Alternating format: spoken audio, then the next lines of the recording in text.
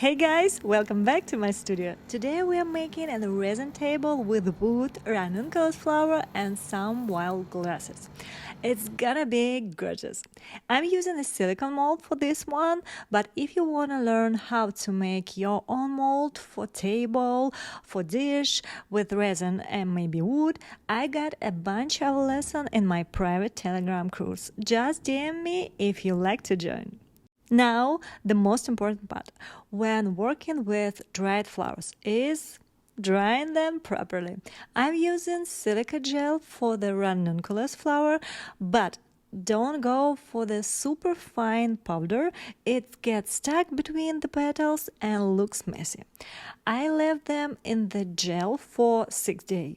For the grasses and wildflowers, I use a dehydrator. Started at 25 Celsius, bump it up to 35 Celsius after 3 hours, and let it run for 6 more. Once everything dry, I keep the flower in cardboard boxes in a cool, dry spot until I'm ready to use them. And before pouring the resin, I always lay out the flower's composition first. I really recommend doing this on a background that matches the color of your future table. For example, mine will be a milky shade, so I'm arranging everything on light paper. I always take a photo of the layout. That way, it's much easier to recreate it later during the actual pour.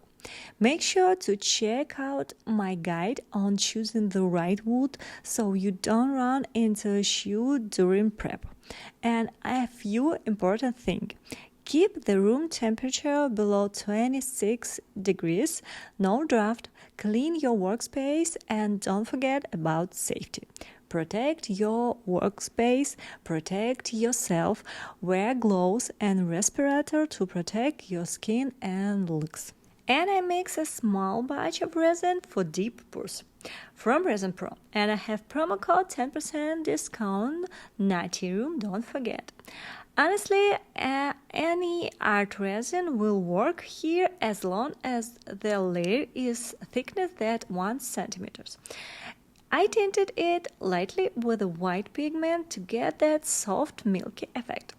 And now I'm arranging the flowers following the photo layout I made earlier. Today I'm working face up. There are actually 2 ways to do this. Face up and face down.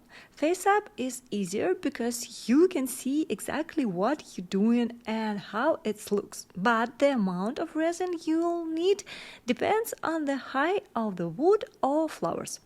With the face down method, you can control the thickness yourself, but it takes a bit more planning.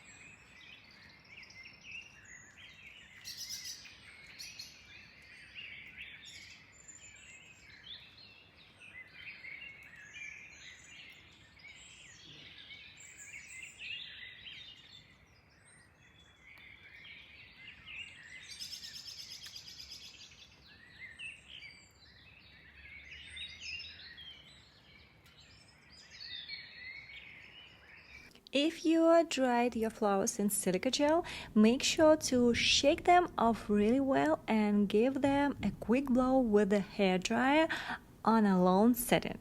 That way, no silica dust ends up in the resin. When working with the big flappy blooms, pour a bit of resin right into the center of the flowers first, then place into the resin. At this stage, you can only remove bubbles with a resin spray. Do not use a torch or a heat gun, otherwise the flower or the light color resin can burn. Once your composition is set, let it cure. And here's a prop tip. If you're making a transparent table and want to avoid visible seams on the sides, don't wait for the first layer to fully harden. Start pouring the second layer when the first one feels like clay film but no longer sticky. And since I don't need the table to stay fully transparent, I let the resin cure completely first. Now I mix a deep pour batch resin up to 5 cm with resin pro resin and fill in the whole high. Watch the level carefully so you don't overflow. If you are not sure how much resin you need, there's a resin calculator right on the Resin Pro website. Now, here's a super important step that a lot of people skip. Before sanding, you need to wait until the resin is fully cured. Check the instruction for your brand, but I personally recommend leave it for 3-4 days. Why? Because the resin needs time not only to harden, but also to shrink a little.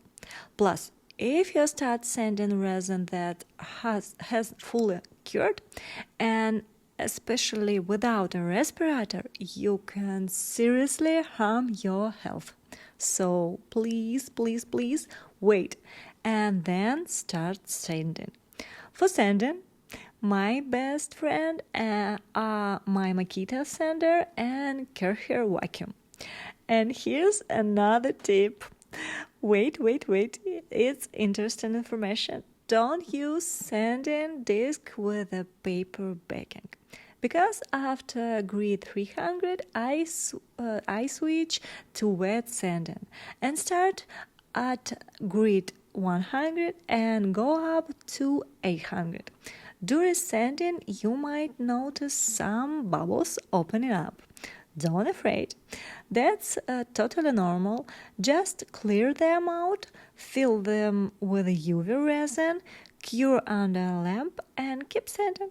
Don't forget to wipe the surface with a cloth between each grid.